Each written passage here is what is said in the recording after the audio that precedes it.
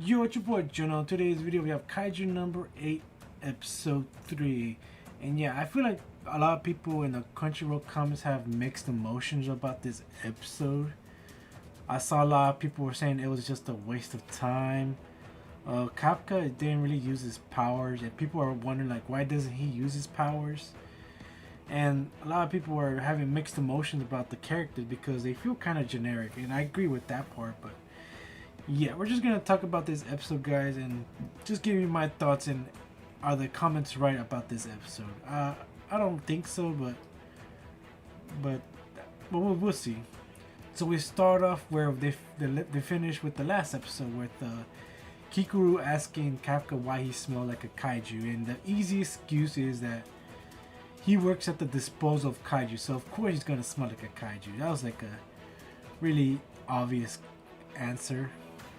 And Kafka did something kind of risky and dumb here, and that he used his power to lift his truck up because she just threw it like with her powers, but he just pretended like he had like his own suit, but she doesn't know that it was actually his kaiju powers.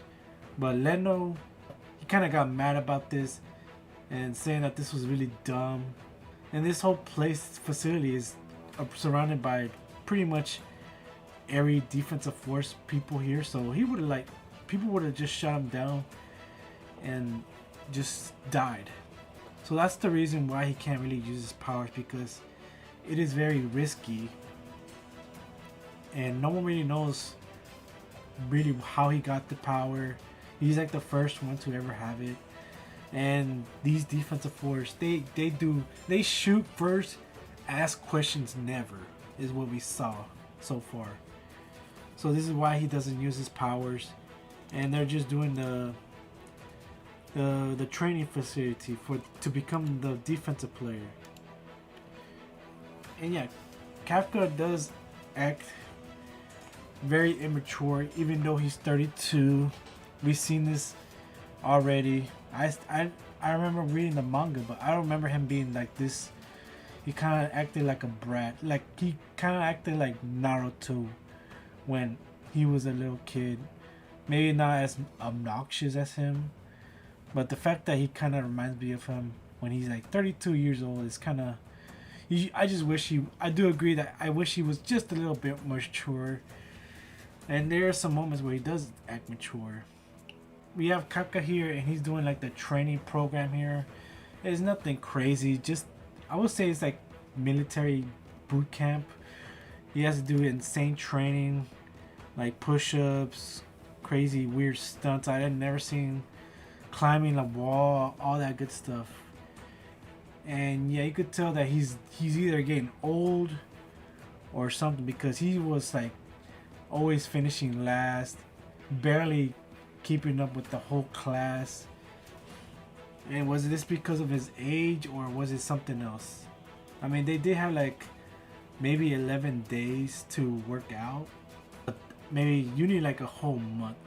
But yeah, we found out that he was like the dead last, and we found out that Kikuru, she finished like top 5, and Kikuru, and yeah, Kafka acted like she was gonna become her rival in the beginning, which he really didn't need to, saying dumb stuff like remember his name.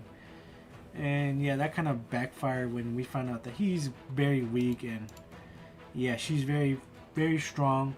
She's the strongest actually in this whole group. Like she's like some kind of prodigy, and I already knew this because I read the manga. But yeah, that was the first test, but the second test is probably the hardest one, and they actually changed it up. It used to be something different, but in this mission they have to fight a real kaiju. It sounds very insane to do this, but they are going to have like these special suits, and these suits can tell you, how much power you have inside. I don't know what kind of power, like chi, or where it comes from. I don't know. And it looks like every person has like a 10% of this. There's some lower ones here, and yet again, Kikuru, She has like the highest like ever with 46%, which is like insane. Like this is like captain level, like percent maybe. And we have Kafka. And your prediction of what his power percent is correct. 0%. Now, why is it 0%? I don't really know. We don't know how this power works. Like, where does it come from?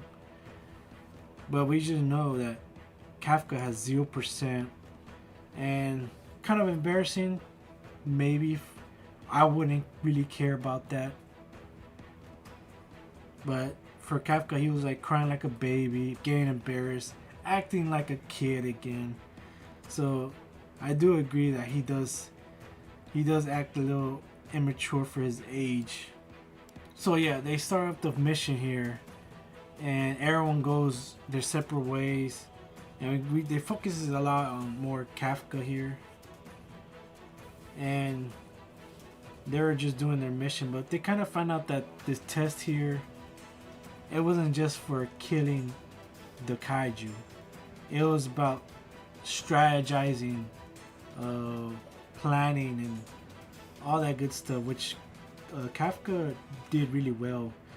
He learned all these kaijus were kind of all the same ones he actually has seen before and disposed of. So he kind of knows the weaknesses of them, even though he can't carry like this heavy gun that they have.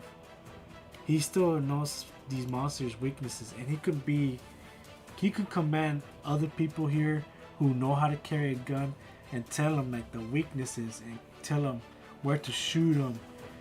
So that was some good planning there from him, showing off his skills and knowledge of these kaijus, even though he can't like carry this heavy gun.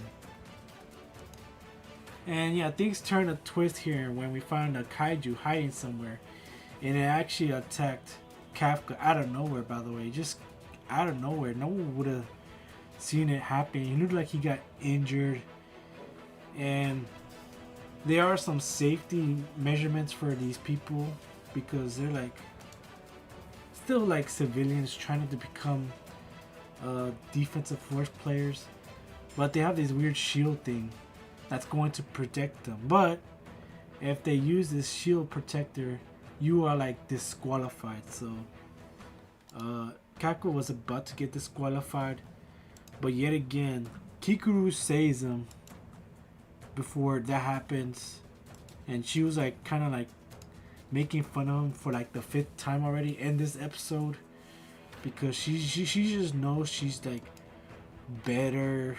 She kind of acts like a stuck up, very annoying, not really my favorite character, but in the manga I think she does get a little better. So yeah, he gets saved, but unfortunately for him, he gets his leg broken, and they were telling him to like just give up, go home, but he gave it like a important speech where, I mean, I thought it was okay, but this speech gave him a 0.1% power rate. That gave him a little power, and that is the end of the episode, guys. So yeah, I don't feel like this was like a waste of an episode. I feel like they're just showing like the training they do and how they become like a defensive force and why it's a tough job. It introduces all these new characters here that are going to become like defensive force players, and they're all like really good, all from like top-notch schools, very skilled, very like just very good at what they do. And this is why Kafka was like being dead last on that training program. And yeah, guys, that's the end of the episode. I don't know what's gonna happen to his leg. Like, that's straight up broken, unless when he turns into like a kaiju, it magically fixes. I don't remember what happened in the manga. But yeah, guys, let me know your thoughts. Was this like a waste of an episode? I don't think so, but there's a lot that I saw a lot of comments where it said it was a waste, which I don't think it was. There are some people who were saying that he could have used his powers, but the thing is, he can't really show his powers because he's like using enemies' powers, and will they care about that? I mean, as soon as they see a kaiju, they're gonna just straight up shoot it, and it does talk, but I don't know. They don't like talking, or they just like to shoot and never ask questions later, like I said. So yeah, guys, that is the end. I know I haven't only been uploading for. I know I've only been uploading just one episode a week now. Just it's a busy kind of a month here. A lot of things happening, so I'm gonna try my best, but maybe just once a week. But yeah, guys, be sure to like and subscribe, and I'll see you next week. Peace.